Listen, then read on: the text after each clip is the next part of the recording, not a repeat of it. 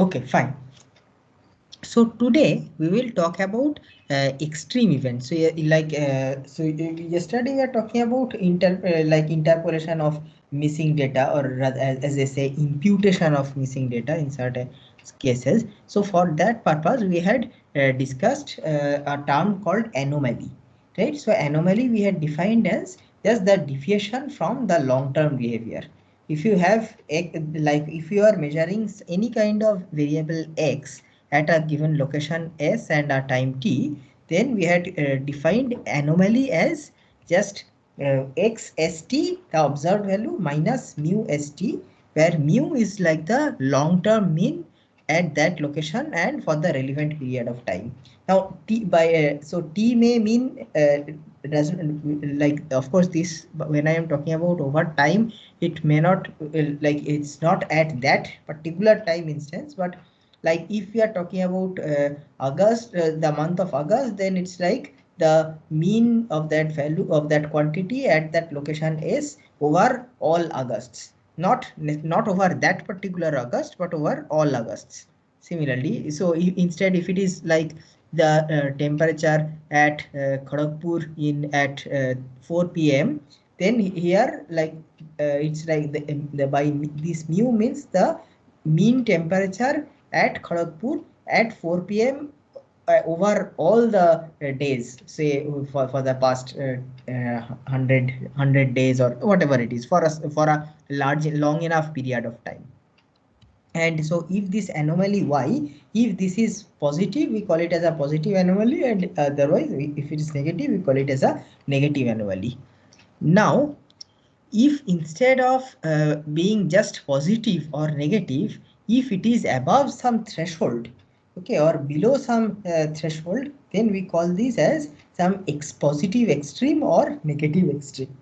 That is like suppose the temperature today, right now, let us say the temperature is around 25 degrees Celsius, and the long term mean temperature at this place at 4 p.m. maybe in the month of February is let's say 27 degrees Celsius. So it's slightly colder than usual. It's a small negative anomaly. But if it happened that on some day the temperature at Kharagpur at 4 p.m. was 12 degrees Celsius, so then it would be like some 15 degrees below the mean. So that would be like a huge anomaly, right? A huge negative anomaly. So such a thing we will call it as a negative extreme event. Similarly, if one day at 4 p.m. the temperature was say 45 degrees Celsius, then we will say that it's a huge positive extreme. Right? So for both in the both the positive direction and negative direction, there is some kind of threshold. What that threshold is will depend on exactly the kind of the variable being used, and its distribution in that location. So usually it's like we may say one standard deviation or two standard deviation. Like we can consider these as the definition of the extremes. Okay, in some situations, one of the extreme events may not make sense. Like for example, if you consider say rainfall, then like sometimes a negative rainfall, of course, does not make sense. So like when we talk about extreme rainfall, we only mean a huge amount of rainfall. We never mean that is like very less rainfall, because on a given day there is rainfall cannot be below on a given day at a location rainfall cannot be negative. So it does not make much sense to say a negative extreme of rainfall. However, if instead of dealing with a daily rainfall, if we are talking about say monthly rainfall, and if the rainfall in a given month is way below its monthly mean, such a situation we can say is like an extreme negative or a negative extreme of rainfall. But for daily, it's not, the negative extreme is not defined. Now let us say that we consider the time series of daily monsoon rainfall in Kharagpur. Okay, for this 14 year or 15 years period. So we know that rainfall in India, the monsoon season is from June to September. That is 1st June to 30th of September. That is total 122 days. So 122 days, 15 years. 122 into 15. Whatever is the number of years. Sorry, is the number of days. For each day, we have plotted the amount of rainfall recorded in Kharagpur in millimeters. Okay, so this is the time series.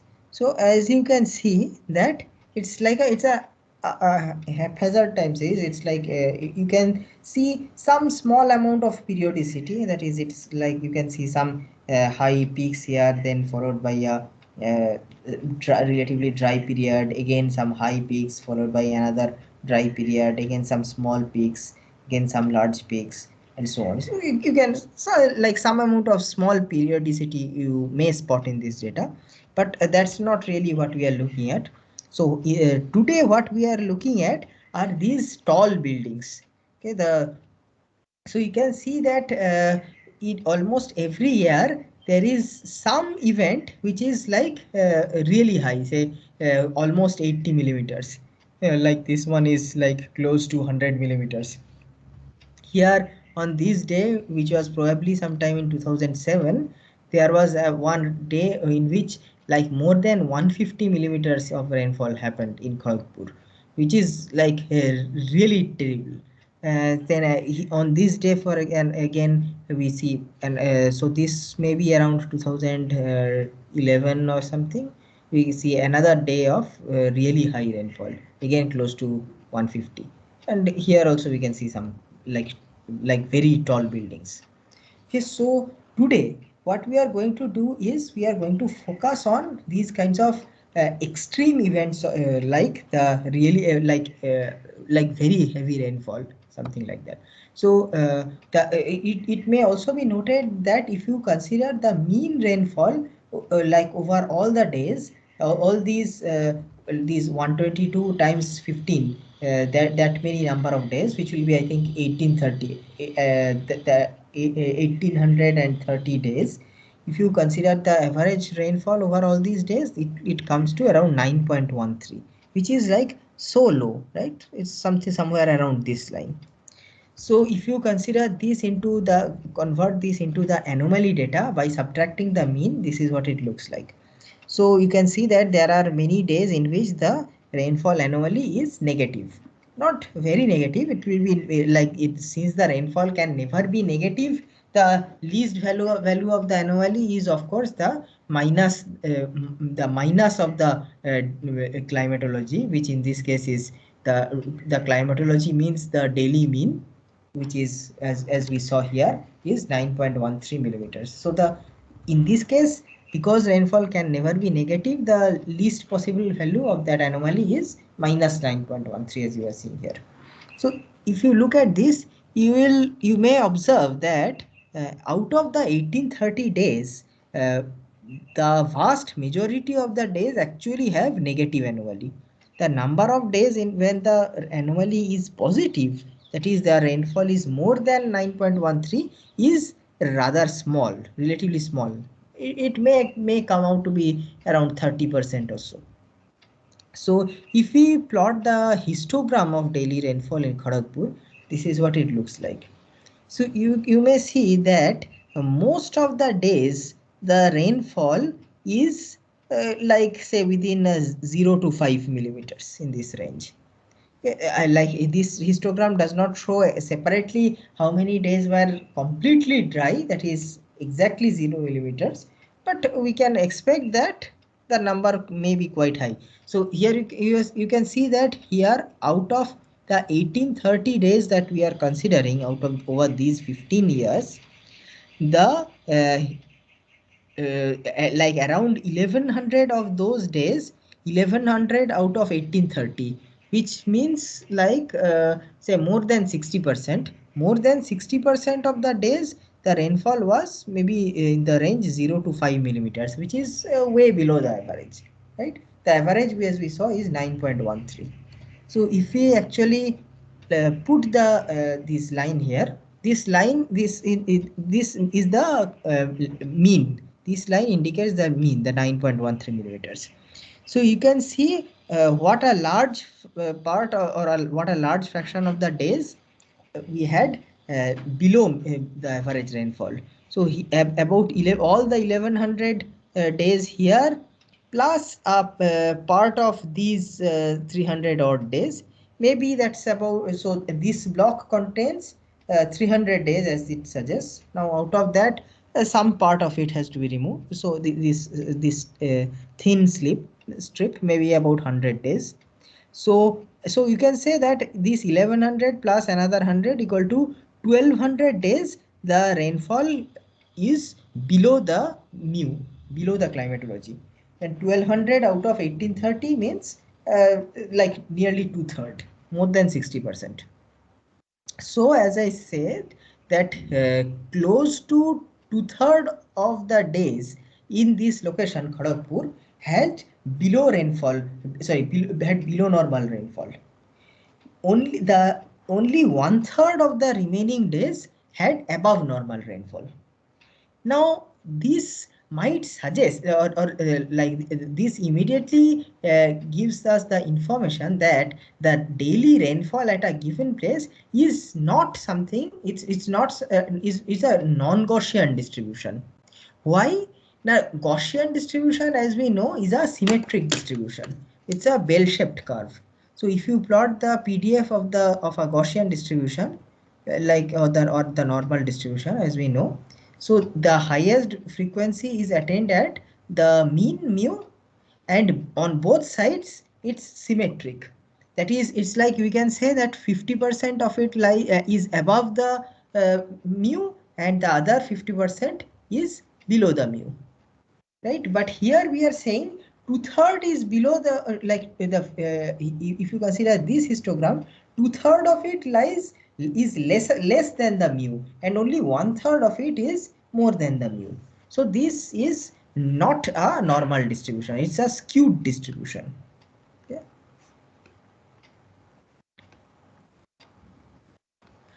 Okay, now let us we have the mu, the mean rainfall at the location of daily rainfall. So similarly we can calculate the standard deviation also. So the standard deviation comes to some value. So let us also plot mu plus sigma. Okay, so and we also plot mu plus 2 sigma. So this is like, this much is the mean rainfall, this much we can say is mean rainfall plus 1 standard deviation, and this much is mu standard deviation plus twice the standard deviation. Okay, so now why do we talk about plus sigma, plus 2 sigma and so on? This is inspired by the Gaussian distribution. Of course here we have already said that we are not dealing with a Gaussian distribution, but like there these ideas of mu plus sigma, mu plus 2 sigma come from the Gaussian distribution itself. So you may have studied in statistics at some stage. If you consider a Gaussian distribution, the mode is of course at mu. Now if you consider the sigma, the standard deviation or the root of the variance,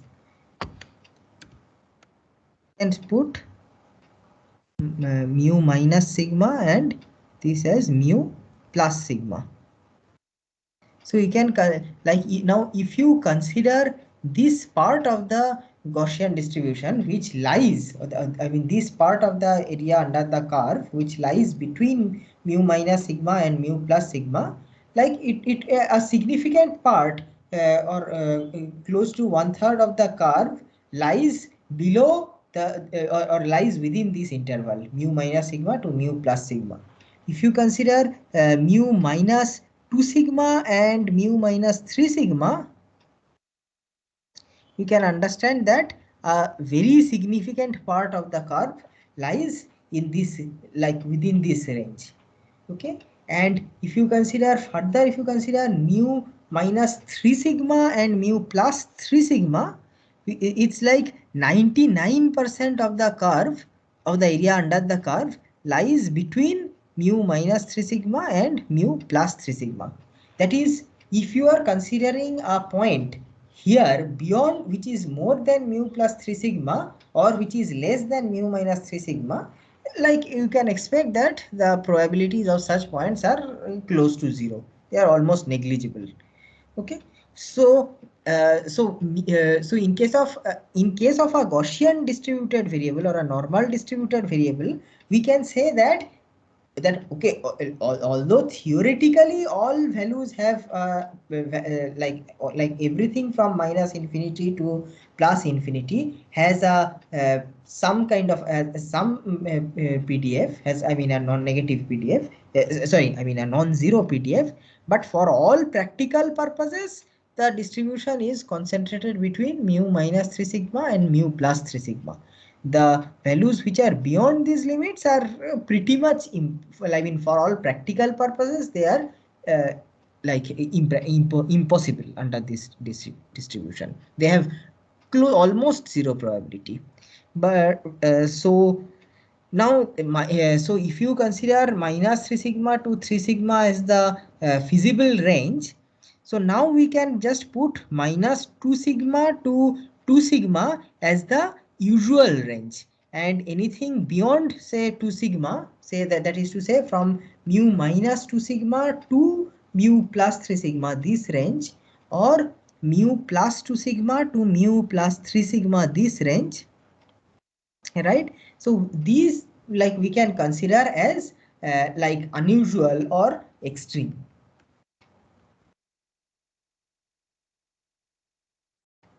Okay, so like we can say this region is likely, that is if something like, or if you get an observation which lies between mu minus sigma to mu plus sigma, we can say that it has, like, it has high PDF. So we can say that such an observation is likely to occur in this region. If you consider these parts, we can say that like it is possible that you will find, or it is normal to find a any observation in this region. But if you find some observations here or here, we can call these as extreme cases. And if you find some observations beyond, we can say that like these are like the rarest of rare cases. Okay, so that is why for this reason, for the Gaussian distribution, 2 sigma is considered to be is the limit of extreme. That is, anything that happens at a like any value which is more than 2 sigma away from the mean is considered to be an extreme event. So in this case, of course, we have already said that it is not a Gaussian distribution. We just said that it is a skewed distribution, but still like we can continue to use mu plus 2 sigma as the threshold for extreme events. So if on any day there is more than mu plus 2 sigma rainfall at that location, which is Kharagpur, we can say that that is an extreme rainfall event. Okay, that is so for a given location and for a given variable, we can define extreme events like this. Now let us define a quantity called percentile. So this percentile, so those of you who have appeared in the JEE and GATE and such exams are already familiar with the term percentile. So 90, so like if you have got say 99.1 percentile, what does it mean? It basically means that among all the candidates who appeared in the exam, 99.1% are have scored less than you. Okay, right?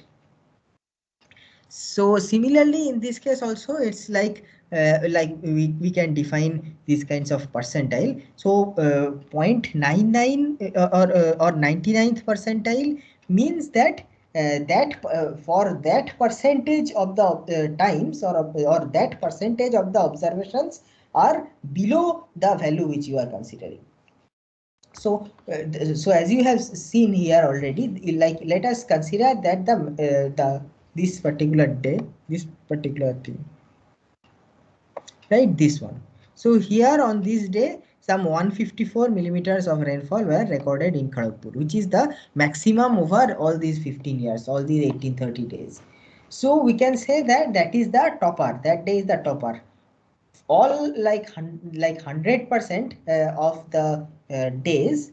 I mean, not exactly 100%, but 1829 out of the 1830 days had less rainfall than that day, 154 millimeters. Okay, so this happened due to a very specific event, like a deep depression had taken place. That's why it happened. Now we can define things like quantiles or percentiles, like which are like what they say is cutoff points in the probability distribution. So let us so what people do is, suppose the data is plotted in the form of a histogram like this. Okay, and I just draw some kind of cutoff points. So let us start counting from the absolute right side. So these are like the most extreme values. So so I will put my first cutoff somewhere here. So so that let us say that I am going to put a cutoff at 90%. Okay, that means what? That means 90% of the on 90% of the days the rainfall was below a particular value. Now what that value is, that of course we will have to find out. So if you analyze the data, if you actually sit with the data and do the analysis, it turns out that uh, on 18 days, 18 out, so remember that total we have 1830 days. Okay, 1830 days. So 18 out of 1830 means that is 0.01, which is 1%. Okay, so we can see that that if you consider this quantity 69 millimeters per day, we find that only 18 days had so much rainfall. See, I mean 69 millimeter or more rainfall. There were only 18 such days. That is to say 1%. Then if you consider 25 millimeters of rainfall, it turns out that on 183 days there was at least 25 millimeters of rainfall, and this, as you can understand, is 10%. Similarly, like if you consider 25%, which is 475 days, there was 12 millimeters of rainfall. Okay, and so on and so forth. So so like this 16 for 69 millimeter, we say that this is the 99th percentile, or we can put p equal to 0.99, right? It means that like if you take up any like if you randomly select any given day, there is only 1% chance that there is more rainfall than 69 millimeters, right? So so we say that for this value we put its percentile value as 0.99 or 99%.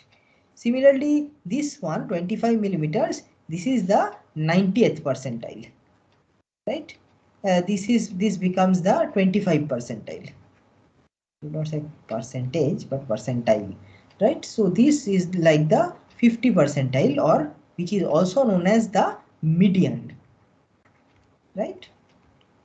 So median, what do you mean by median? So if you have a population of observations, what is meant by median? It means that like the number of population or the number of observations below that value is equal to the number of observations above that value.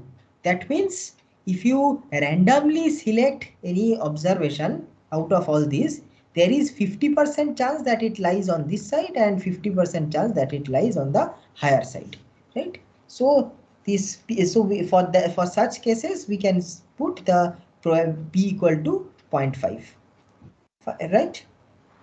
So what are these, what is this p value that we are talking about? These are basically the probability.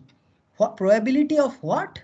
Probability that a randomly selected observation will have a lower value than this, right? So it's so the what I actually mean by P is probability that random value is less than x. This is the probability of such a thing. So so if that x is 69, so 69 millimeters, so probability that a random value is less than 69 millimeters. How so that probability is 0.99. Similarly, the other probabilities. Okay. This is the way we define what the percentiles. And yeah, now so here in the distribution that we just talked about, the distribution of rainfall in Kharagpur. So as you can see that the mean daily rainfall at Kharagpur is 9.13 millimeters, but its median is 3.4 millimeters, right? That's what we saw. Median is 3.4 millimeters, mean is 9.13 millimeters. That means the median is is significantly lesser than mean. What does it mean? It means that on most of the days the the location actually receives less rainfall than the mean. And it also turns out that like if you actually count on how many days there was more rainfall than the mean, which is 9.13 millimeter, then it works out that 573 days the rainfall was more than the mean, right? So which is which is not surprising. So right, so basically these are the days when there was more rainfall than the mean. And it turns out that they are like if you consider this part plus this plus this etc., this works out to 573. And 573 means 573 out of what? Out of total 1830, right? Which is maybe just about 30%. Okay. And on this side we have close to 70%. Fine. So that is why we call this as a skewed distribution. Okay. So which now what does it mean? It means that negative anomalies are more frequent than the positive anomalies, or rather most days are dry and whatever rainfall happens is concentrated in only a few wet days.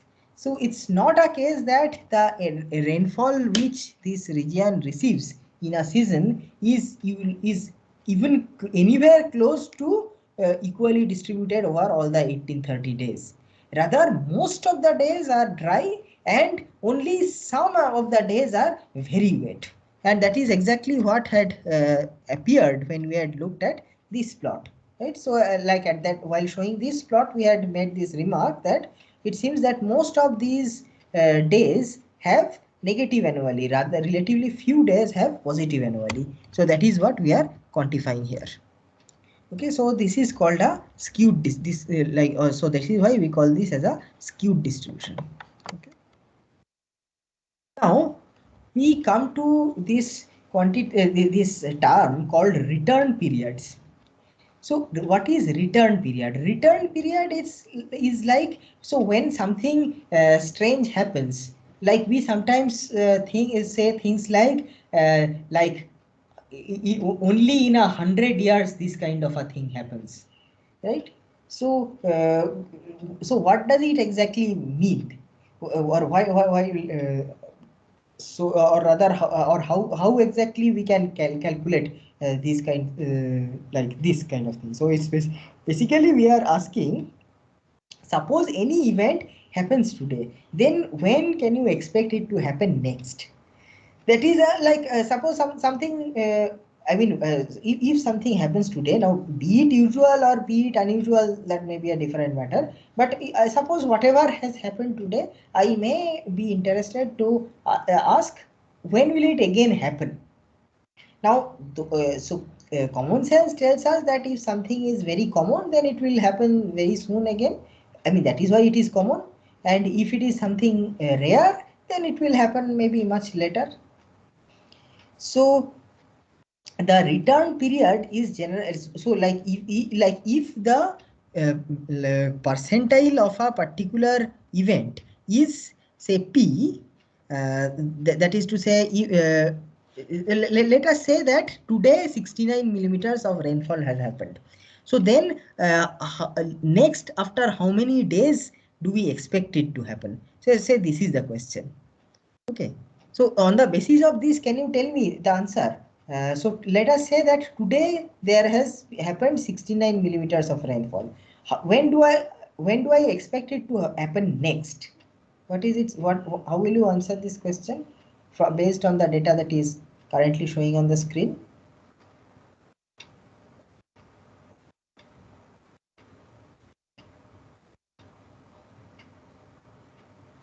Yes.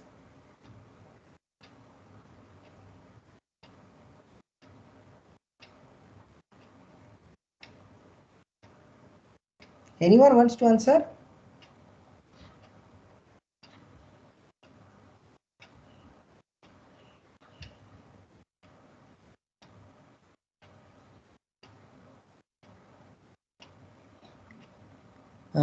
Saptasho, you want to answer?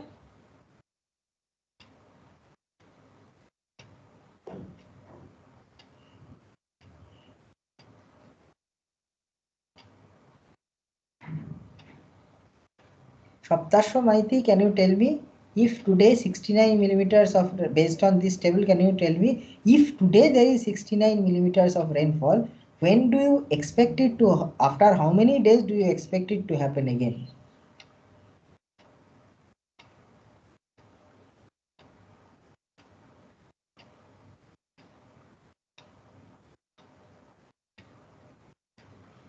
Anyone else? Anmol?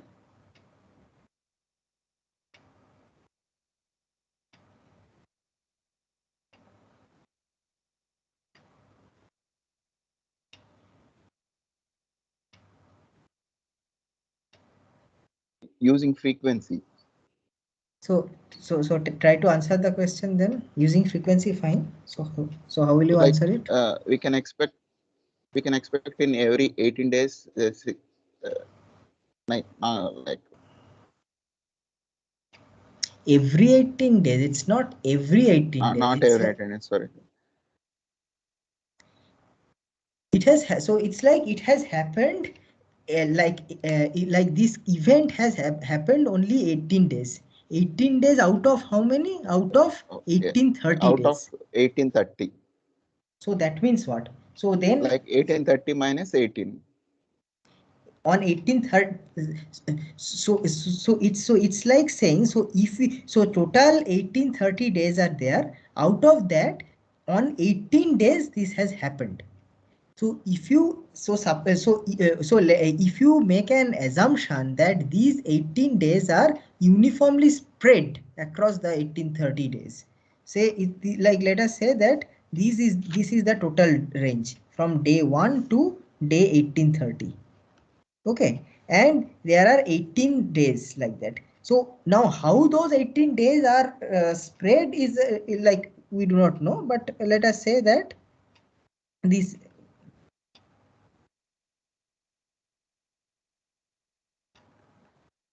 it can be spread in this way, or it may also be spread in this way.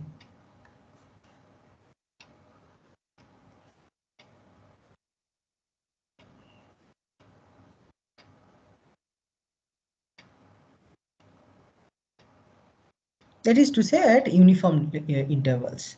So like if if it is the like uniform interval case, then it's like, like we can like clearly it basically means that the 1830-day period you are breaking up into roughly 100 days like this, after which one event is happening, right? Not exactly 100 days, but like something close to 100 days, right? So of course we are not saying that this is how it is distributed, but if no other information is given to you, then probably we'll assume this only to be the case. So in that case, if So today you have seen about 69 millimeters of rainfall. Say this is today. Then when will you again expect it to happen next? Will be after 100 days, right? So what did you so what exactly did we do? So as you can you can understand that the probability of the incident that took place today, of the probability of the event that happened today, that let us say that probability is in this case 0.01, right? Because on that's what this show tells me, that out of in only 18 out of 1830 days there has been this amount of rainfall. So in the remaining days, which is like about 99% of the days, or rainfall has been less than this. Okay, so we can say that the probability that on any given day at least this amount of rainfall will take place is only 0.01. It is only 18 out of 1830, which is 0.01. So the probability that there will be less than on any given day, the probability that there will be less rainfall than this is obviously 1 minus that quantity. Okay, and so like we can just by doing some simple calculations, you can show that if P is the relative frequency of today's event, or if P is the probability of, or let us not use the word P, let's say if Q is the probability of today's event, then okay, what do I mean by probability of today's event? So what I mean, okay, so let me define this. Okay, let me define that the probability that any random value is less than the observed value today, which is 69 millimeters. Then you can actually do a little bit of calculations and show that these like the length of these intervals, if we assume that the whole thing is uniformly divided into these intervals, then the length of these intervals is going to be 1 by p. Okay, so like there are p intervals like this, each of length 1 by p, so the whole thing is 1. Okay, so that is how it works out to be. So we can so if p is equal to in this case, since p is equal to 0 point, so I'm sorry, that's not true. What I meant is it will be 1 minus p. Okay, the length of the intervals is going to be 1 by 1 minus p, if p is to be defined in this way. So what is p? P is in this case 0.99, because on 99% of the days the observation is below today's observation, which is 69 millimeters. So this this interval will the length of this interval is 1 by 1 minus p, which is 1 by 1 minus 0.99, which is about 100. Okay.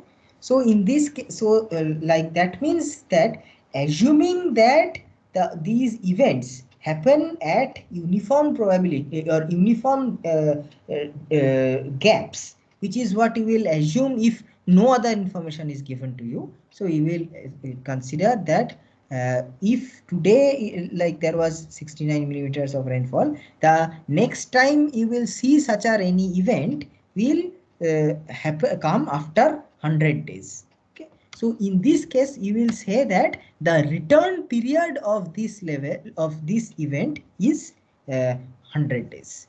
So the definition of return period is given in the following way. Okay, if I define p in this way, if this is the definition of p, then the return period is given by this. Okay, like you can like if now if p is the event probability, means like if you define p as the probability that there is 69 millimeters or more rainfall, then of course it will be then in that case, if you define P in this way, then the return period will be 1 by P. Okay, depends on how, like what exactly how exactly you define P. So either you can define P in this way, P as the event probability, which means that probability that the rainfall is greater than equal to 69 millimeters. Either you can define it in this way, or in a more common in the CDF kind of notation, it's like the probability of the rainfall at any given day is less than whatever you are observing, that is 69 millimeters. So if this is the if this is how you define P, then the return level is then the return period is 1 by 1 minus P. And if you define it in this way, then it is like 1 by P. Okay. Now, how did this come? This actually comes from geometric distribution. So it's like saying that suppose you have a coin with bias P. Okay, so obviously it can give either head or tail. So it's like saying suppose any given toss has given you tail. What is the or after how many days or after how many trials do you expect to get the next tail? Right, this is the question that is being asked to you. So so it's like probability that n like n no, how do I put it?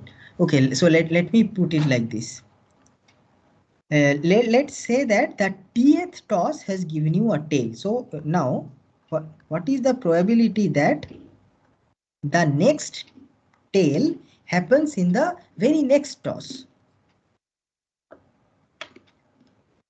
Right? So sorry. Yes.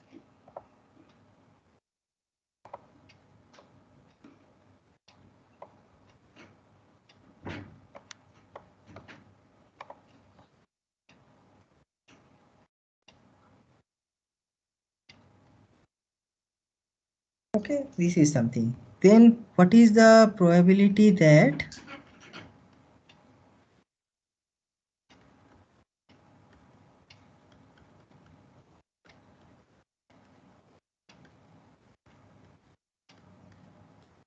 so it's like this is the event that like the next tail comes in the very next toss.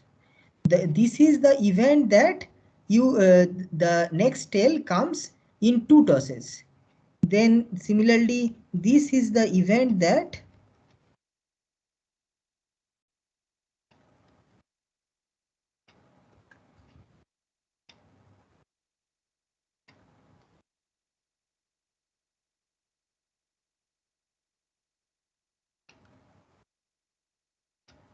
this is the event that the next tail comes after 3 tosses and so on. So you can actually calculate the probabilities of all of these things and then accordingly take the expected value of the number of tosses you will have to make to get the next toss. So let us say this probability is P1, this probability is P2, this probability is P3 and so on.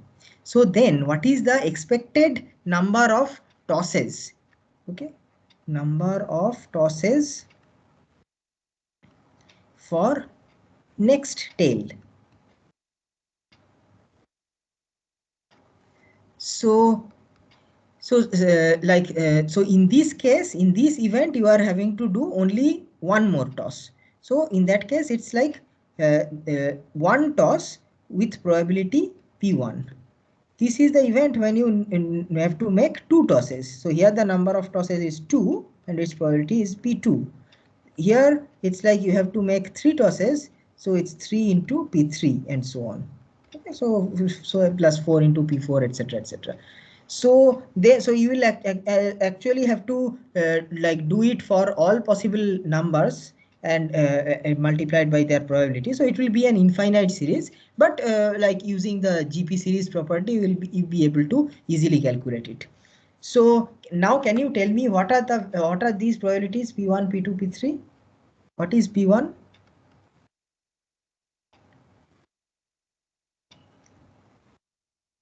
That is P is the bias of the coin, right? That means what? That means probability that X is equal to head is P. Okay. So now I am asking, given that this toss has given me a tail, what is the probability that the next toss is going to give me a tail? And that probability I am calling as P1. So tell me, what is the value of P1? 1 minus P. 1 minus P, good. What is P2? P into 1 minus P. P into 1 minus P. And then P3, of course, will, like as you can understand, will be P square into 1 minus P and so on. So basically you will get a GP series, something like you will basically get a GP series which you will have to evaluate like this, and ultimately you will get the expected number. That is so it is like it's like the return period. It's like the expected number of tosses that you will have to get till the event reoccurs, till the event returns. What's the event? A tail. So similarly, in this case, P is the probability that head happens. What is head? In this case, head is the probability that there is less than 69 millimeters of rainfall. Okay, and what is tail? Tail is the probability. Tail is the event that there is at least 69 millimeters or more rainfall. So seen in that perspective, you can understand what is meant by the return period. Okay. So yeah, so like if it so if it is a like if we are talking about the 99 percentile event, then we can expect it to happen after 100 days. So P is or 100 time points. It need not be days. Basically after 100 or after 100 steps. So whether it is day or month or year, that's a different question. Okay. So now however, this the implicit assumption here, as I said, is that these events happen at regular intervals. That is an assumption which you have made. Of course, that like if you have no other information, you have only these gross numbers, then this is the only assumption which you can make. But if you consider the like any kind of practical data which occurs in the earth science in any earth science system, you will see that this is usually not the case. It seems that these kinds of events are clustered in time. That is, it's unlikely that the difference between the two 90th percentile events will actually be 10 days. It will either be less than 10 days or it will be much more than 10 days. So here what we are showing in this plot is basically the difference between the like in the in the system that we are considering, the rainfall over Kharagpur. So let us say, let us say we go back to this time series. Okay, and let us mark all the 90th percentile events. What is 90th percentile event? 90th percentile event is 25 millimeters of rainfall. So let us like identify which are the days when there is at least 25 millimeters of rainfall. So as you can see, here is one such day, here is another day, here is a day like that. So you can see that we have had 3 days in very close interval, maybe interval of 1 day each, where there has been rainfall of 25 millimeters. Then it again happens here after after a certain number of days. And again you see that on consecutive days that like there is more than 20 millimeters of rainfall. Fine. And then again we see a slight gap and so on. So let us do one thing. So let us just calculate the gaps between successive events or successive such events. Such events means what? The 90th percentile events, which is the which means 20 millimeters of rainfall. So if we draw, like if we actually calculate those differences and plot the histogram, this is what it looks like.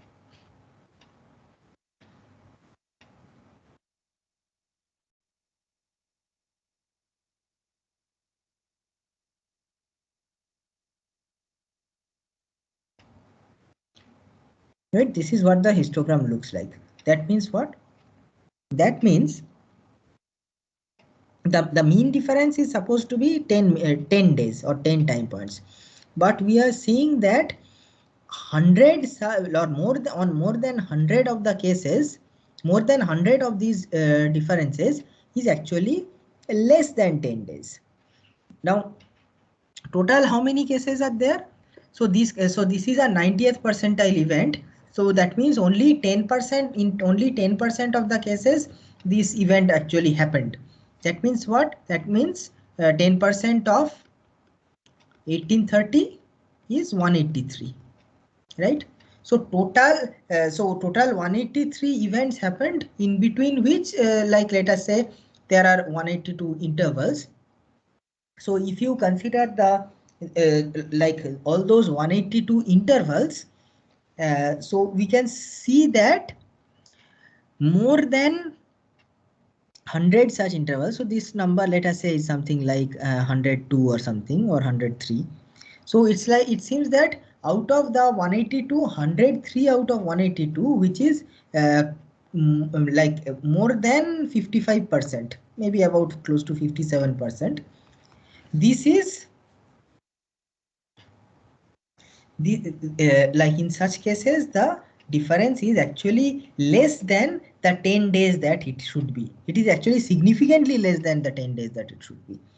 The 10-day interval may be somewhere like this. So maybe another say another 10 days. So we can see that, so 103 plus 10 equal to 113. So out of 183 days, I mean out of 180, sorry, I mean out of 182 such intervals, 113 intervals actually are smaller than the average, which is 10, right? So 113 minus 182, which is greater than 60%. What about these intervals? Now these intervals are greater than expected value.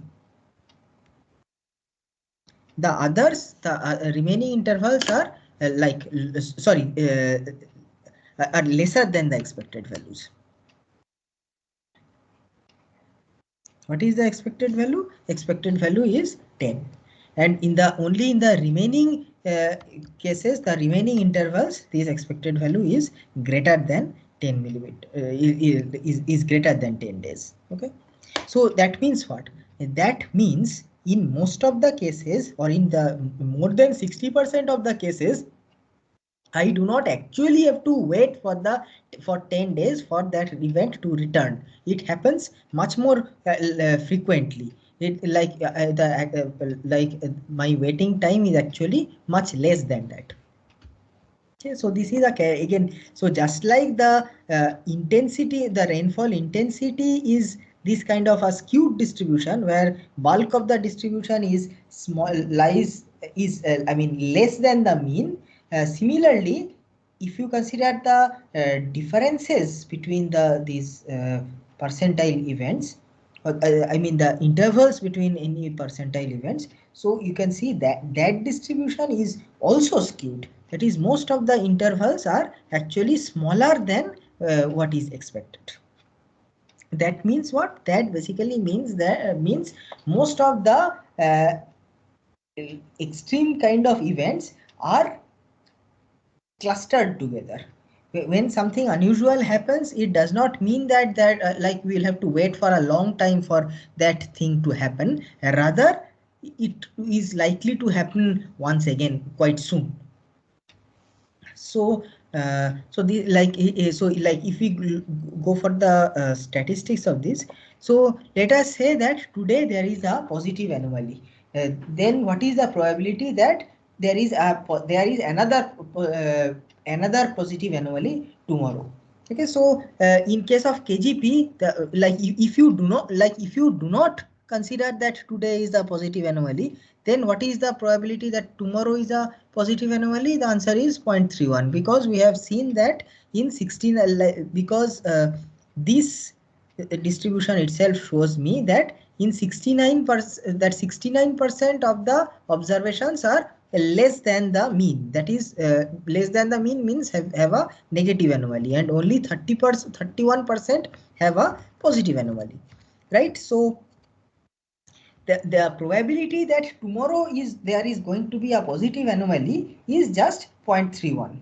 But if we see that probability of there being a positive anomaly tomorrow, given that today there has been a positive anomaly, it rises up to 0.46.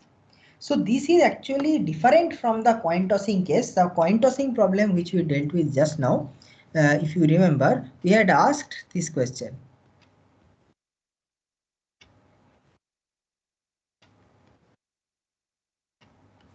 This is what we had asked, right? And you had the answer you had given is 1 minus p, which is nothing but probability that yt plus 1 is equal to capital T, right?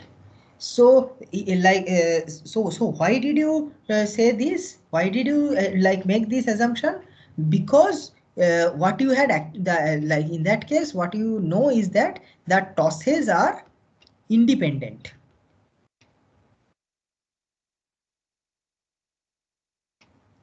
But here, as you can see from the data, clearly this is not the case. It is so in this case the probability that tomorrow is going, the next step is going to be a tail, given that this step has been a tail, is just equal to the probability that the next step is going to be a tail. But clearly that in this case that is not holding. The probability that there is a positive anomaly tomorrow is 0.31, but given that today there has been a positive anomaly, that probability immediately rises up to 0.46. That means what?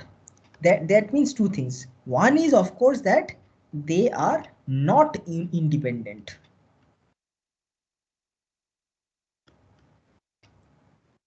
That is, we cannot really consider these events as IIT. Thus, what's the second thing? The second thing is that, so note that if today's and given that today's anomaly is positive, the probability of having a positive anomaly tomorrow has gone up and not down. From 0.31 it has gone up to 0.46, on knowing that today there was a positive anomaly. So that means what? That means that the anomaly, like these positive anomalies,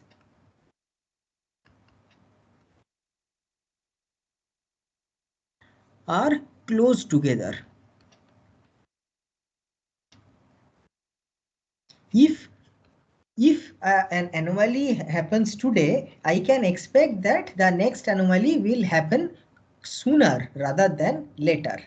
Okay, so that which suggests that the positive anomalies are close together. So these are the two inferences we can draw from this. Similarly, if you, instead of considering positive anomaly, if you consider in terms of these percentiles, not quantiles, this is percentile.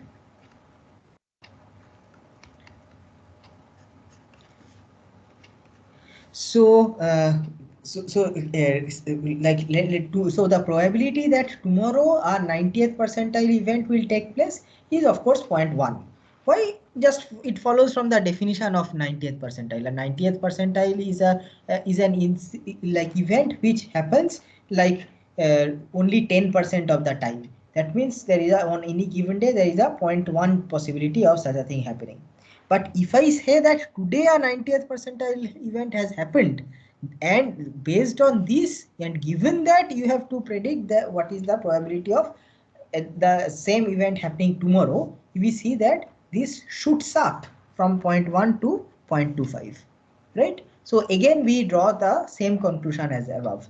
One is that these events are not independent, and secondly, the extreme events tend to be close together. Whenever one extreme happens, it is likely to be followed by another extreme sooner than later. Okay. So this is a characteristic of the extreme events which we observe in most geoscientific domain.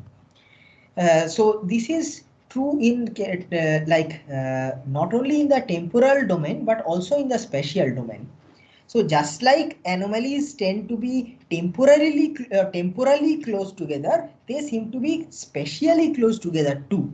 That means if one location is having a positive anomaly, usually its surrounding locations will also have a positive anomaly. If one location is having negative anomaly, usually its surrounding locations will also have a have a negative anomaly.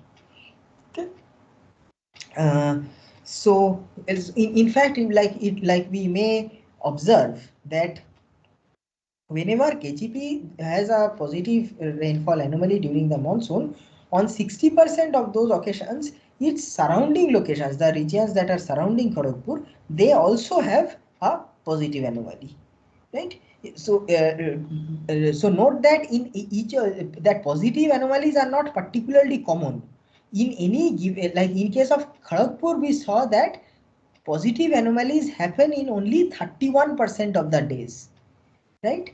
But given that a neighboring region is having a positive anomaly, then the possibility or probability of having a positive anomaly shoots up from 31% to nearly 60%.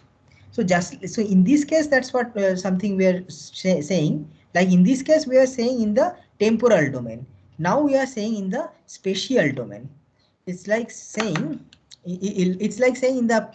in the previous case, what we are saying is that,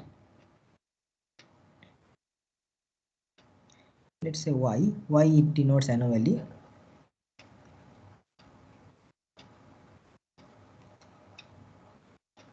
What is this? This is the probability that tomorrow at this location, tomorrow there is going to be a positive anomaly.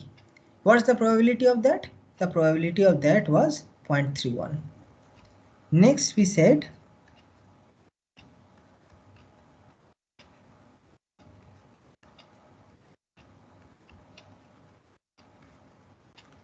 that is the probability that tomorrow there is going to be a positive anomaly, given that today also there has been a positive anomaly. Immediately this rises up to 0.46. Okay. So this is in the temporal domain. Now in the spatial domain, let us say that S1 S1 and S2 are neighbors.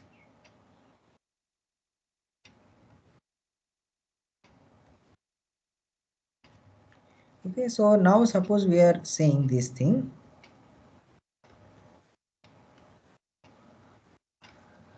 So this comes to, let us say it comes to around 0.3.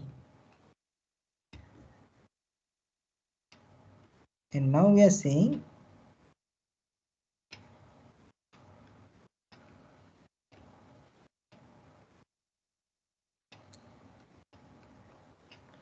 this, it turns out, rises to 0.6, even higher.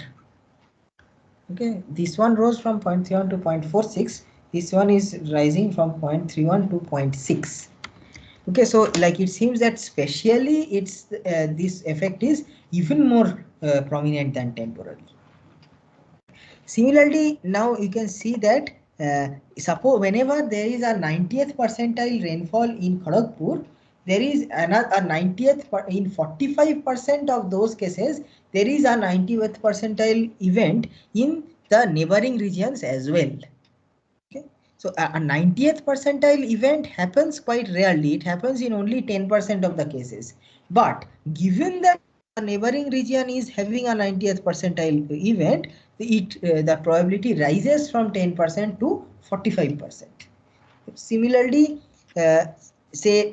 suppose Kharagpur is having a 90th percentile event, then the probability that some neighboring regions are having not 90 percentile but maybe 80 percentile that probability rises to as high as 60% of the cases.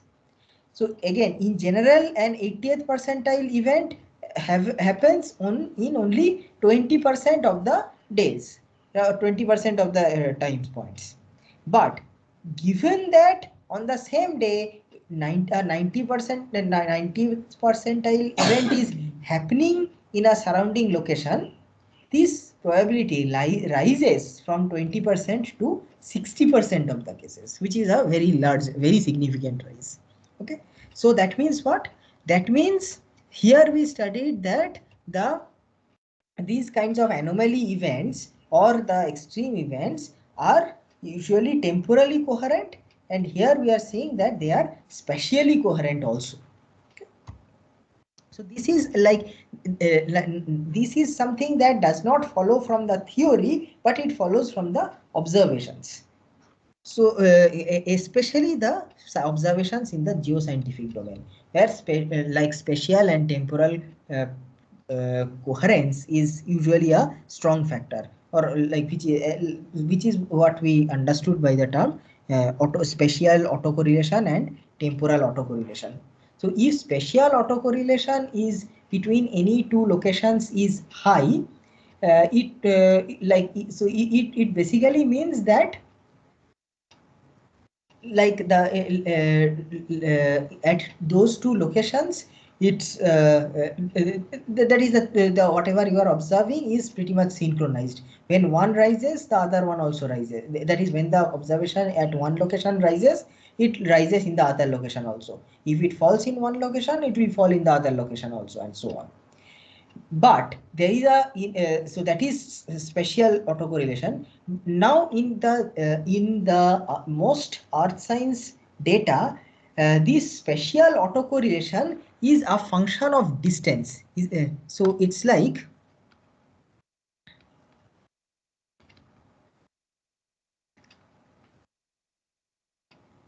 let us denote the spatial autocorrelation between any two locations as S1 and S2 in this way. Okay, so in most cases it happens that this is a function of the distance between these two locations, and this is usually a decreasing function.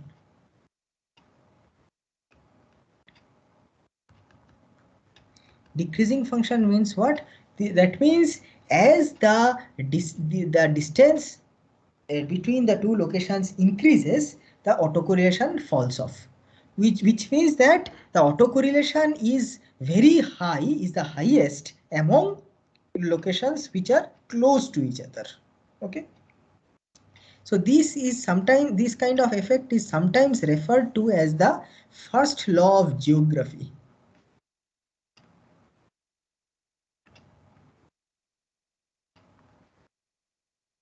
What the first law of geography really says is as follows.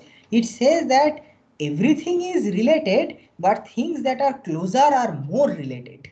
That basically means that if the distance between the two locations is low, then then the spatial autocorrelation of any variable is high.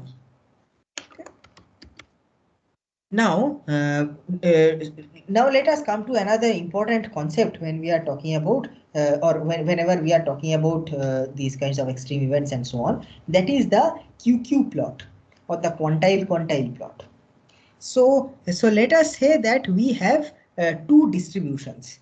So basically what we are trying to do is we are trying to match the different quantiles or percentiles or deciles of the different distributions. So let us say that in this particular example, the quantity of interest is as follows. Daily maximum temperature at 25 locations in USA in March and in July. Okay, so it's like on any given day they are measuring the maximum temperature at all these 25 stations and taking the average over it. and they are doing the same thing in every day of March, and they are also doing it in every day of July. Okay, so for March, if we plot a histogram, let us say for March we get one histogram.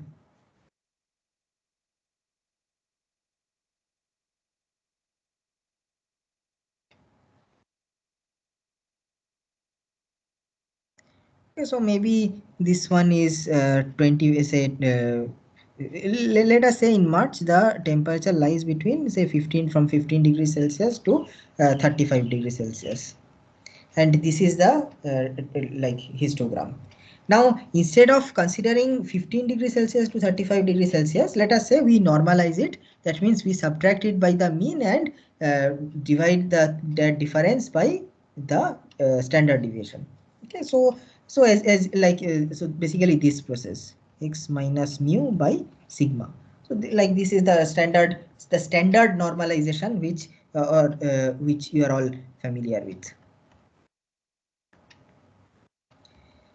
So let us say that after doing the normalization, what we get is somewhat like this, lies from say -1 to maybe plus 2.5 or something like that.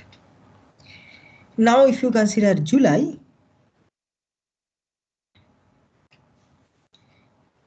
you again have the same histogram kind of thing. So let us say in this case,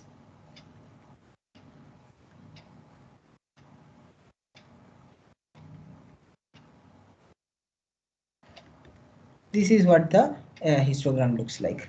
So maybe this is, say again, 20 degrees Celsius to 35 degrees Celsius. So again, so once again we normalize it. So maybe this becomes minus 0.5 to say 3. Okay, let's call it 40 degrees Celsius. So let's see, say 3. Okay. So now what we are going to do is as follows. We are going to calculate the different quantiles of both of the histograms and try to match them. So let us say that the so these probability distributions, now let us convert to their CDFs. Okay, so this distribution I will convert to the CDF, which is done easily by taking the cumulative means. So now let us say that I want, or you like you need not actually convert it into CDF. That also may not be needed. So first of all, let us focus on the median. The median temperature in March and the median temperature in July. Okay, so suppose it happens that the median temperature in March is let us say something like what to say, is 0. 0 means what? Not 0 degrees Celsius, but after doing the standardization, it turns out that the median is reached at the value of 0. Similarly, in July also, it's same, like it turns out that the median is reached at 0. Okay, that does not mean that these two distributions are identical. It only means that their median value is the same. So what we do is we just plot 0 like a point at 0, 0. Okay, let's say this point. Okay, so what does it mean? It means that like at the 50th percentile, which is the median, like the July median is 0 and the March median is also 0. Next, let us say I am interested in the say 90th percentile. So let us say in case of March, the 90th percentile turns out to be, say like 1.5. See this thing. Let's say this turns out to be 1.5. And in case of July, it turns out, let us say just I'm like this arbitrarily saying this is 1. Okay, the 90th percentile. So the 90th percentile in March is 1.5. The 90th percentile in July is 1. So at 1.5 comma 1, I put a point like this. So this is corresponding to the 90th percentile. Similarly, for 80 other values of percentile, maybe for 20 percentile, for 80 percentile, I will plot all these values. That is, I will for different values of like for different percentiles, I will measure the value from one distribution. Let that value be x1, and I will for that same percentile, I will measure the value corresponding value from this distribution. And let's say that is x2, and then I will just plot x1 comma x2. So basically this is often known as the QQ plot. So it helps you to understand that distribution is skewed in which direction. If the two distributions were perfectly identical, then as you can understand, the QQ plot will, like, it basically means that all their percentile values will be exactly equal. That is, you will basically get the x1 equal to x2, this line, right, which is the 45-degree line. But usually, of course, that will not happen. So in this case, you can see that, like, if you look at this plot, you can see that usually the July percentile values seem to be higher than the March percentile values for low percentile. Their medians are tend to be almost equal, but beyond that point, it seems that the March the higher percentiles in values in March seem to be lower than the high percentile value, the corresponding high percentile values in July. That means the 90th percentile is, so specifically if you consider the case of the 90th percentile event, the 90th percentile event in March is 1.5, but in July it is only 1, right? That means in case of March, like there is a significant 10% of the events are more than are hotter than 1.5, but in July 10% of the events are hotter than 1, right? So that means that means that there are a higher number of very hot days in March compared to July. But on the contrary, if you consider the lower percentiles, let us say this here. So here you can see that July is ahead, right? So it says this is the 20th percentile. So so here you can see that like at 20th percentile, like the 20th percentile in July is hotter than the 20th percentile in March, but the 90th percentile in March is hotter than the 90th percentile in July. Okay, so this is one way in which you can compare the distributions of two quantities. Okay, so this is a very important concept. This is called the QQ plot. Now let us come to the definitions of extreme events.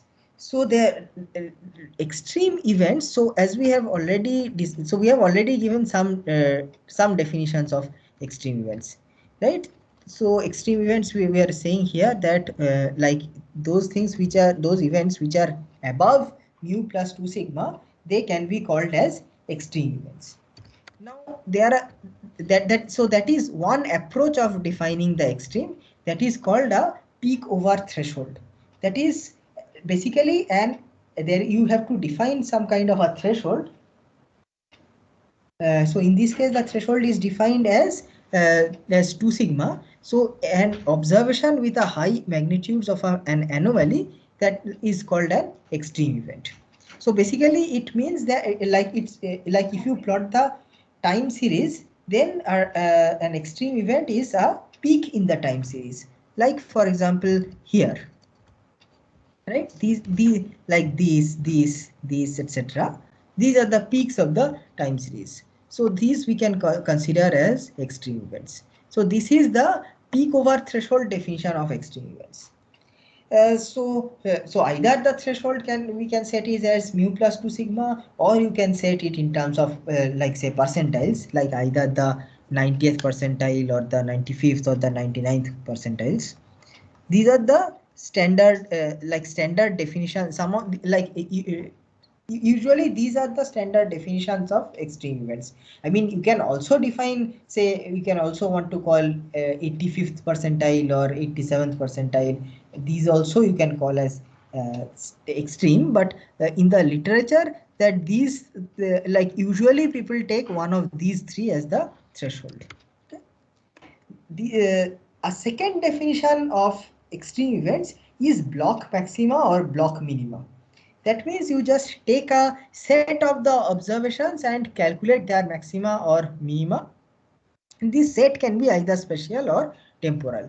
So like if you are considering the say, let's say the seasonal maximum temperature or maximum precipitation over Kharagpur. So that means what? In every season you have 122 days. So out of those 122 days, whichever is the highest value, that you are considering as your extreme value. So that is now basically, instead of dealing with all the observations, we now deal with only the maximum observations, right? So it's like something like this. This is your entire data set, your entire time series. What you do is you divide it into blocks. So if you remember, we had said that this is like the annual times. I mean, this is a 15-year time series.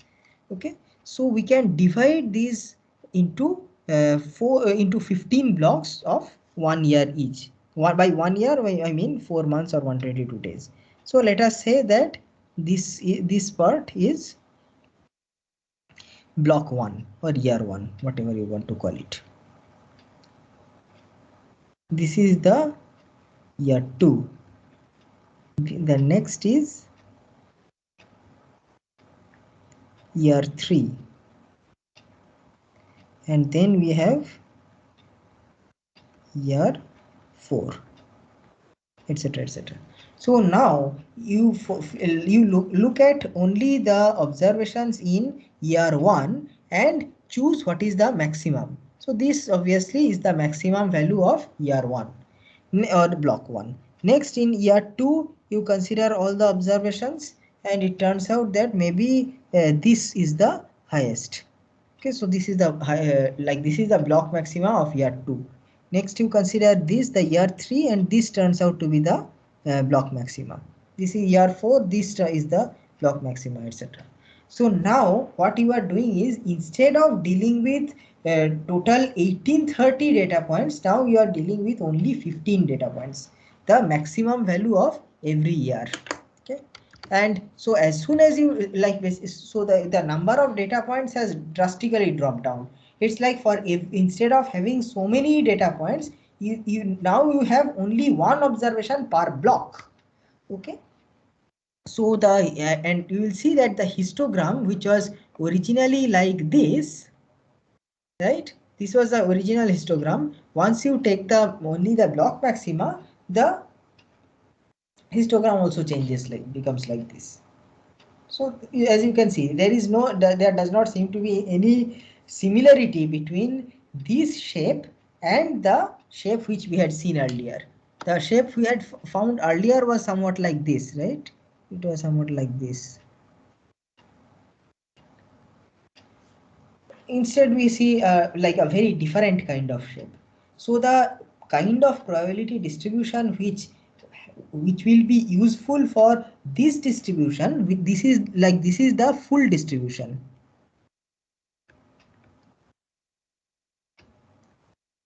Okay, and this is only the block maxima. So as you can understand that this distribution and this distribution, like their histograms seem to be very different, right? So it's most likely that and we have already talked about, so earlier when we are talking about fitting a distribution on a data or probability distribution on a data, we had talked about first creating a histogram of the data and then try to find such a distribution whose PDF or PMF matches that kind of a histogram. right? So but now as you can see, the histogram of the full data and the histogram of the block maxima seem to be of a very different nature. So we can no longer use the same distribution in both the cases. Okay, so that motivates us to use a different family of distributions for for extreme values, or like in whichever way like it is defined, either as block extremes or as the peak over threshold extremes. So in case of peak over threshold extreme also, so like I did not show a histogram like this, but you can try it out. So it's like saying that we consider only those values which are above certain threshold, say above the threshold. So if you say mu plus 2 sigma, so mu plus 2 sigma may come to be around 40. So basically in that case you are considering only those observations which are above 40 millimeters. Or if you consider in terms of percentile, so as we had seen, the let's say the 99th percentile.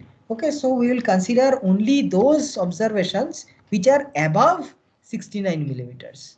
Okay, or that is to say only these like 18 observations. Fine. So like if you plot a histogram of this, you will see that histogram is entirely different from this kind of thing. So whatever this probability distribution we may have fitted onto this is probably not going to work for the probability distributions which are specifically for the extreme values. Okay, so this is usually called the full distribution.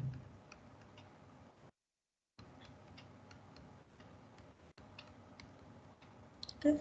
And what we are talking about now, when we are talking about the extreme values, like we are talking about only the tail of the distribution.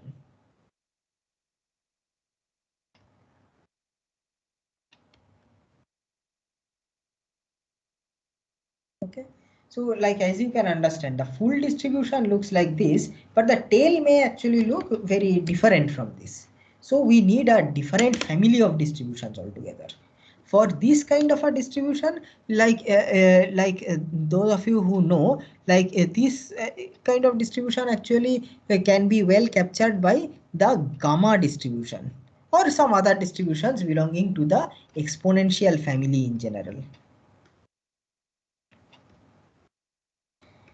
But if you consider the tail distribution, the tail of the distribution, this kind of distribution will not be enough. So we will need a specific type of distribution. Okay, so now we briefly move to this lecture notes by Professor Alex Hannard, who is one of the foremost statisticians who deals with extreme values, especially in the domain of the earth sciences. So in this case, so like in these notes, we will see some examples of the distributions which people use specifically for the extreme values. As I said that for if we focus only on the tail of a distribution, this kind of a gamma or exponential family distribution will not work. We'll need a different family of distribution. So what is that family? So that is something which we will see here. But first let us consider this motivating example. So there is one place in USA in the Colorado state called the Fort Collins. So this is actually where NCAR is located, the National Center of Atmospheric Research in USA, which is like one of the biggest bodies who do research related to climate and atmosphere and environment. So they have this rainfall gauge kind or rain gauge kind of thing, in which they are in which they measure the daily precipitation. Okay, and let us say that this is their daily time series of precipitation over the years, say from 1950 to 2000. Okay. Now, so like you can see that like it is the daily precipitation. In India, we usually measure in millimeters, but in US, it's more common to measure it in inches. So like as you can see that there have been if you consider the so this time series is not very different from the time series of Kharagpur, right? So like there are marked similarities between this time series and this time series, right? Now, so as you can see that this is mostly very low values with a small number of like very high values, right? So there was this one incident which is the maximum rainfall where there almost 6 inches of rainfall had happened, and it happened in 1997. Okay. The question was, how unusual was this event? Like, was it a 99th percentile event, or was it or what exactly was it? So one way to answer this question is in terms of percentiles. The other way is in terms of, as we had seen, in terms of return periods. That is, okay, this kind of an incident happened. Today there was 6 inches rainfall here. Then after how many days or how many years do I expect this kind of a thing to happen? I mean, when in 1997, when this incident happened, this was like this kind of an incident had never happened earlier. Ever since rainfall was being located at this place since 1950, there had never been any rainfall event as high as 6 inches. So people were perplexed. They tried to understand that, okay, this happened today. Then after how many more years do I expect this kind of a thing to happen? It has not happened in the past 47 or 50 years or so. Then will it happen? Will it happen after another 50 years, or will it happen after 60 years, or will it happen after 100 years, or what do I expect? That's what they asked. Okay. Now, so to answer this question, let us try to let us see how we can possibly answer this question. So one way to do it is by doing the simple statistics. In this case, the simple statistics is not helping, because this is the highest rainfall period. So like that is, it has like 6 inches rainfall has never been recorded earlier. It's an unprecedented event. Maybe not entirely unprecedented, but at least as long as it has been recorded, say for the first 50 years or so, it like within that 50-year period, this has never happened. So if it had at all happened earlier, before 1997, clearly that happened more than 50 years earlier. So we can expect that the return period in this case has to be more than 50 years.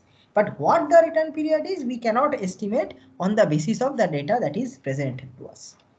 Like, unlike the cases here, unlike this case where we actually were trying to calculate the return period. So because it is, so here it was 69 millimeters in a given day. So that incident had actually happened 18 times. So I was actually based on my observations, I was able to make an estimate of the return period.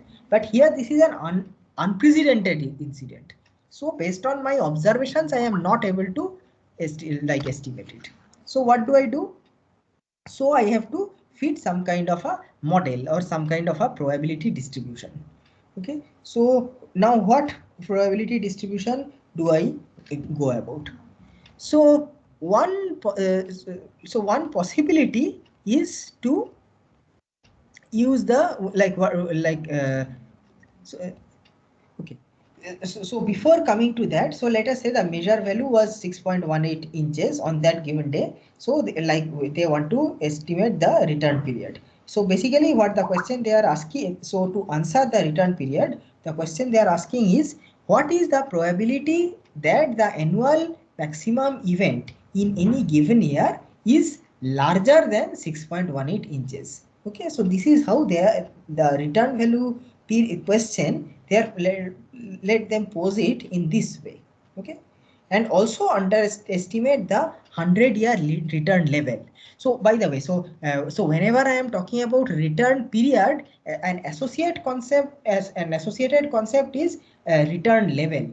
So it's like saying that what is the quantity that returns once in a 100-year return level, means what is the quantity which returns after 100 time points. Year is the not important. The word year is important only if you are considering annual data. If you are considering daily data instead of year, you will probably consider 100 day or something like that.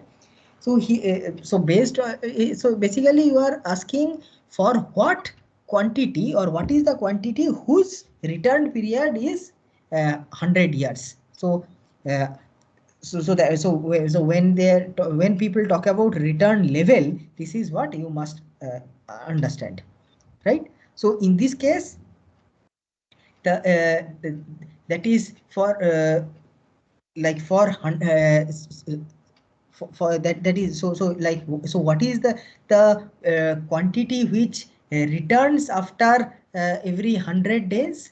So so like in this case, as you can understand, it's so this 69 millimeters, you can say that this kind of an event returns after every approximately after every 100 days. That's what we calculated here. So we can say that the 100-day return level in this case is 69 millimeters, right? Similarly, the 10-day return level is 25 millimeters.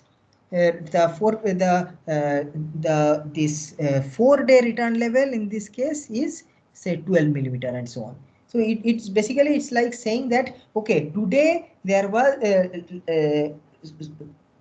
that is, or which or what value on an average recurs after every like 100 days or after every 4 days or things like that. So here they are talking about 100-year return level.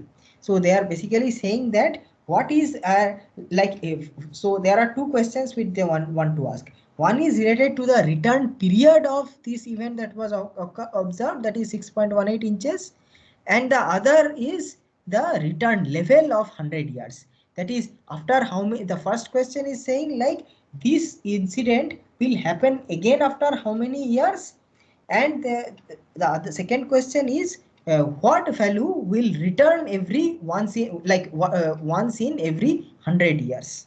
Okay, so as you can understand, so both are like extrapolation kind of questions. One is the first one is a question of extrapolation because like it has never happened earlier, and this one is also a question of extrapolation because the data which they have is not of 100 years. That is, they do not have 100 years of data. They have data only since 1950. So they have about 50 odd years of data, but based on that they are trying to estimate 100-year return level, right? So both require some kind of extrapolation.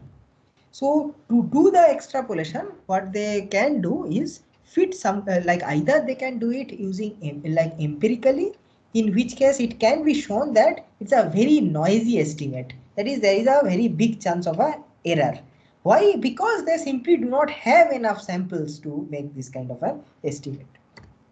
Okay, so the other possibility is to fit some kind of a probability distribution and estimate, and then within using that probability distribution to calculate the probability of the different kinds of the events that which they are talking about. Say suppose on whatever they have data they have observed here, they put some kind of a probability distribution, right? And then according to that probability distribution, they will calculate what is the probability of like 6.18 inches of rainfall occurring, and once they get that probability, then accordingly they will calculate the return period.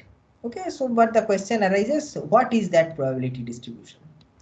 So for that probability distribution, they can so the simplest thing which they can do is, of course, like what we have already discussed earlier.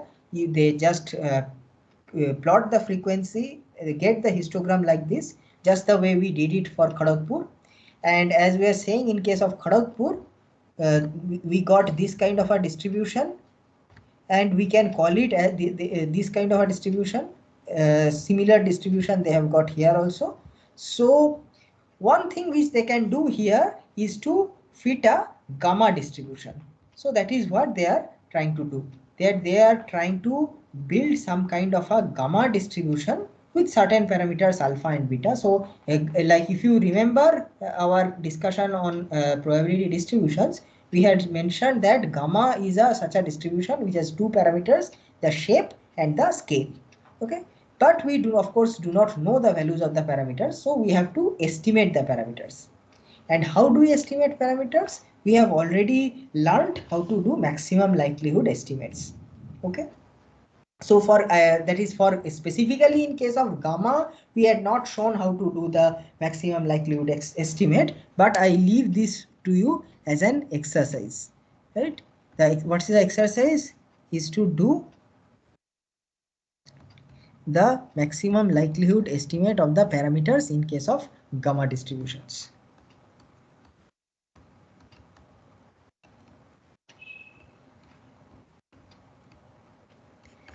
Okay, fine. So whatever it is, these are the estimates which they have got.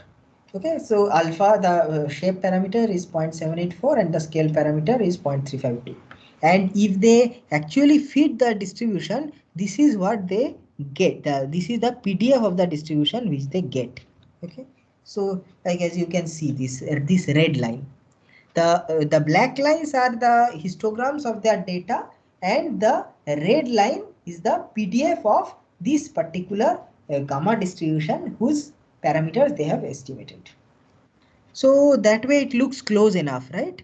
So the initial bar is a bit higher than it is in the case of the distribution, but after that generally the distribution seems to be mirroring the observations, right? So far so it seems a good estimate.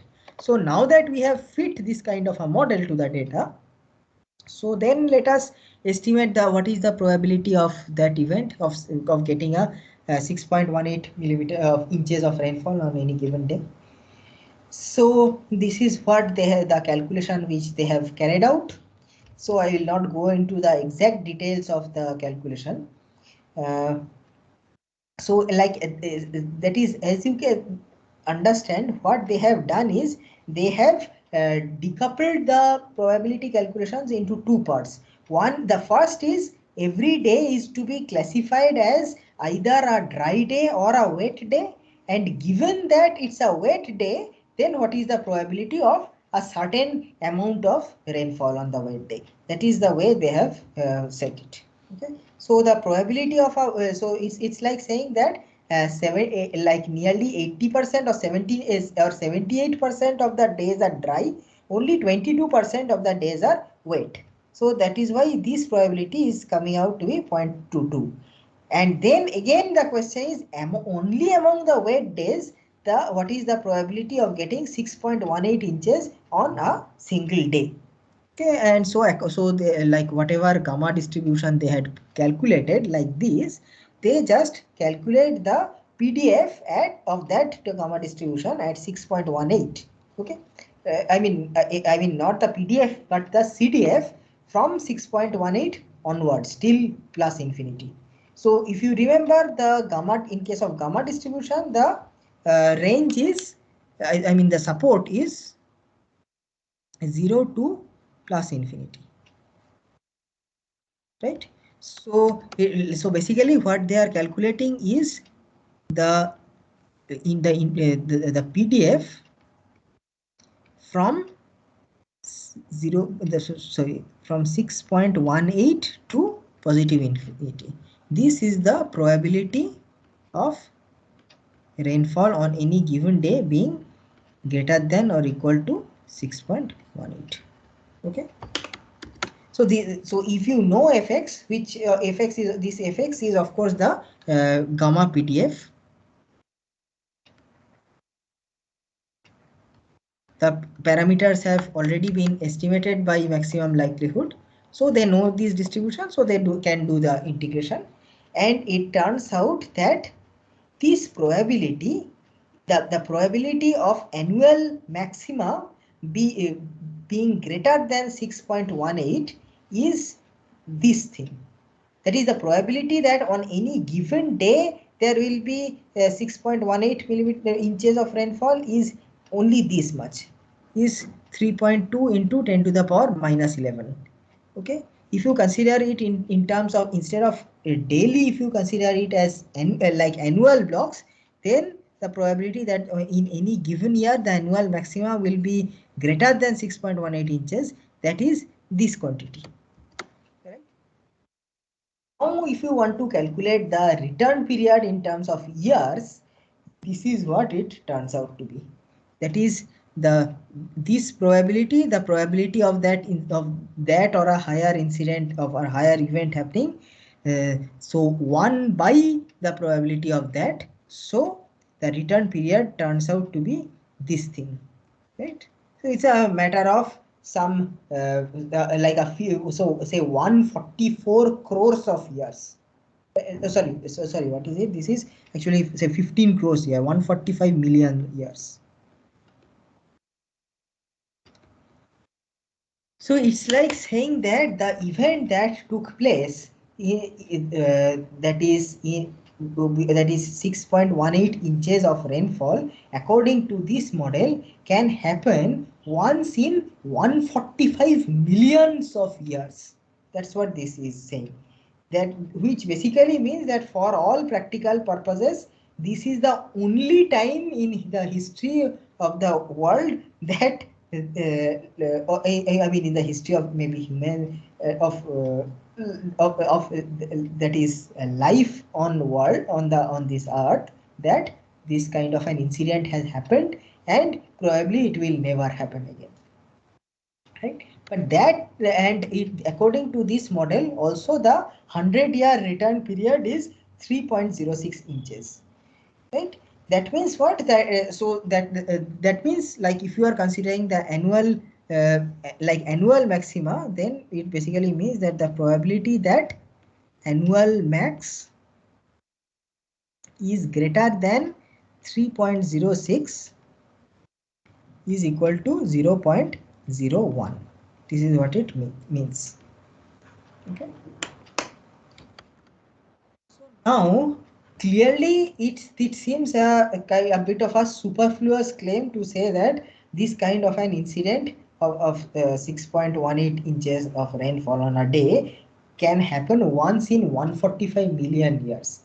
That seems to be a rather absurd claim, right? And in fact, it was this claim that it cannot, that is unlikely to be true, was turned out like it was confirmed when just a few years later, around 2002 or 2003, again there was another rainfall event where there was even more than 6.18 inches. So clearly it did not happen after 145 million years, rather it happened maybe after 5 years. Right? So of course, just because it happened after 5 years does not mean that its return period is 5 years. Like as we saw in case of the Kharagpur data set also, extreme events do seem to be happening frequently. That's a different question. But still, it does not seem that like such a high return period does not seem to be possible. So that means, so why did this kind of a thing happen? That, or rather, or how do we get a more meaningful estimate? So so for that purpose, what they, to understand that, they actually did this QQ plot. They like on one, so they have already fit this kind of a distribution, the gamma distribution with these parameters. So what they did is they generated lots of samples from that data. Okay, they generated lots of samples. So I mean, sorry, not from the data, from the distribution. They generated lots of samples from the distribution and calculated the various percentiles of that, of those sample data, and they compared those percentiles against the percentiles of what the observations, that is the empirical distribution.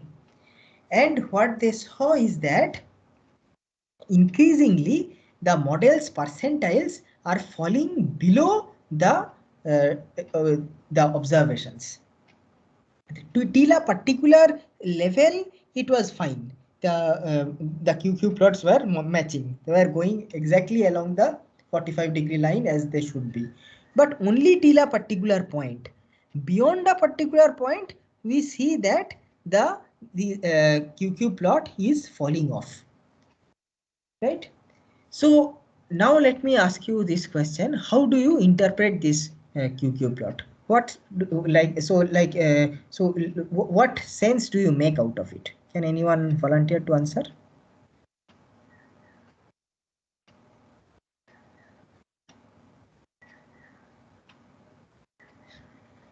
Say, like, let us consider any percentile. Let us say something like a 90th percentile.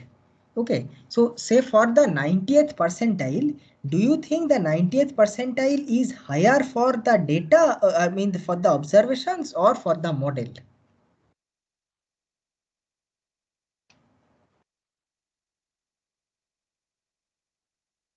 What does it seem from this plot?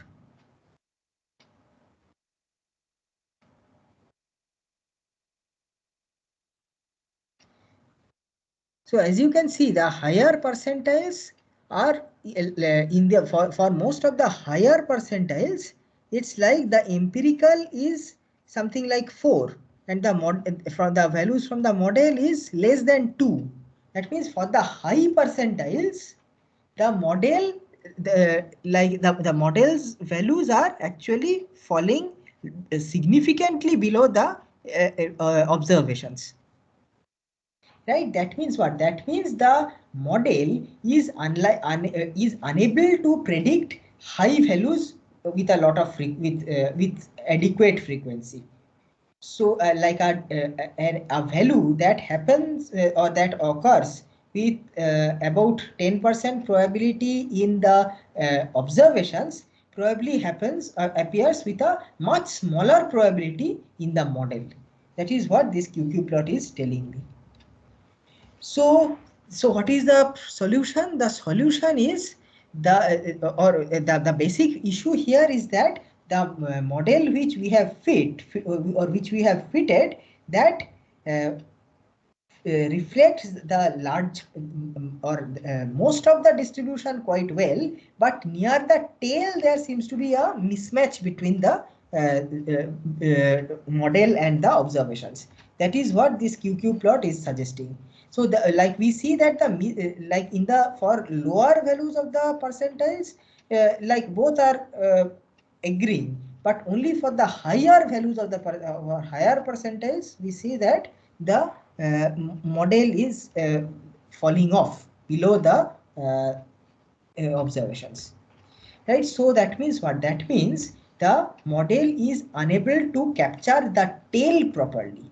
So what we really need is a separate distribution only for the tail, the way which we were talking about earlier. So either we can go for the block maxima approach or for the peak over threshold approach.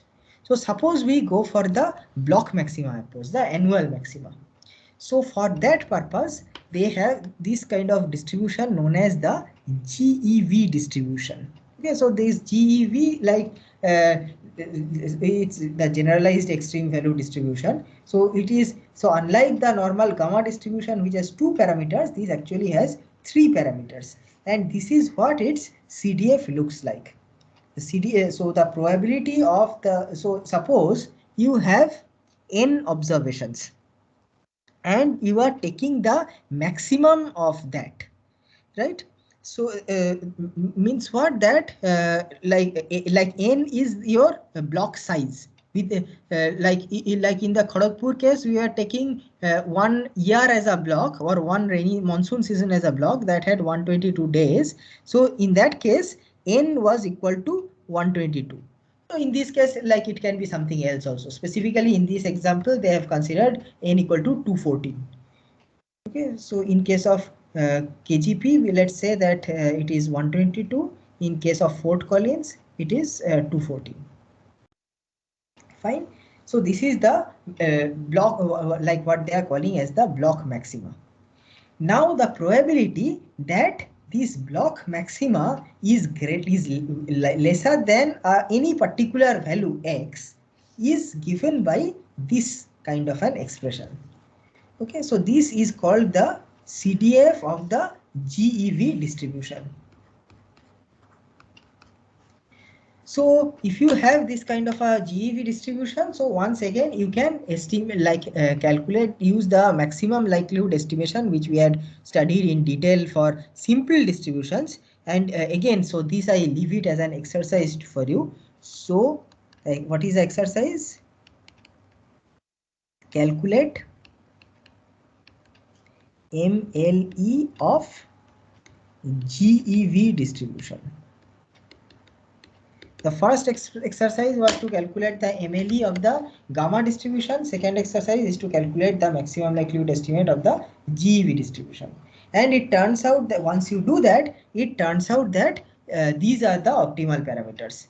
And then if you, after plugging in these parameters, if you now actually try to calculate the return period of that 6.18 inches, it turns out to be 121 years. That is, the previous model was saying that that kind of incident could happen after 145 million years, which was observed. Now this model is saying that this kind of incident can happen once in 121 years. And the 100-year return level is 5.8. That is, in if you have a 5.8 inches of rainfall on in any given year, you can expect that to happen after 100 years. And if 6.18 inches of rainfall happens in any year, you can expect it to happen next after 121 years. Okay. So compare, so like, of course we do not have data for 121 years, so we cannot really check whether that this is indeed the average return period of 6.18 inches rainfall, because we have not measured so many data points. But at least 121 years seems to be much more feasible than what they were earlier saying, that is 145 million years, right? So this is the way people do the extreme value distribution. And for the GEV distribution, if you do the QQ plot, so this is what it looks like. So as you can see that like even for higher percentiles, this QQ plot of the GEV distribution seems to be agreeing with the data. So this is very different from what we had earlier when we are dealing with the gamma distribution. Okay.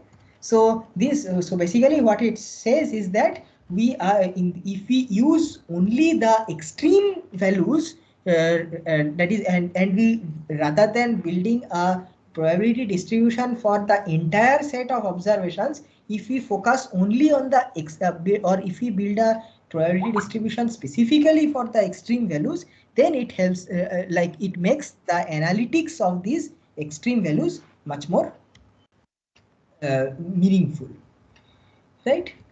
So similarly, just like, so GEV distribution is one distribution which is used for this kind of block maxima. So as we saw that there are two kinds of definitions of maxima. One is the block maxima. I mean, for extreme events, there are two kinds of definitions. One is the block maxima and the other is the peak over threshold.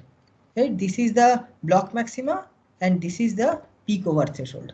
So the GEV distribution is suitable for the block maxima. Similarly, in case of the peak over threshold, there is a different kind of a distribution which is called the generalized Pareto. So like that I will not be covering in the class. So if so once again I leave this as a possible either as a seminar topic or as a scribing topic to you. So so if you want, so if anyone wants to give a seminar about these extreme value statistics, or you want to prepare a lecture notes or scribing notes for on this topic, you are most welcome to do so. These slides have all been shared in the under the file section. So with that we come to the end of this class. So thank you.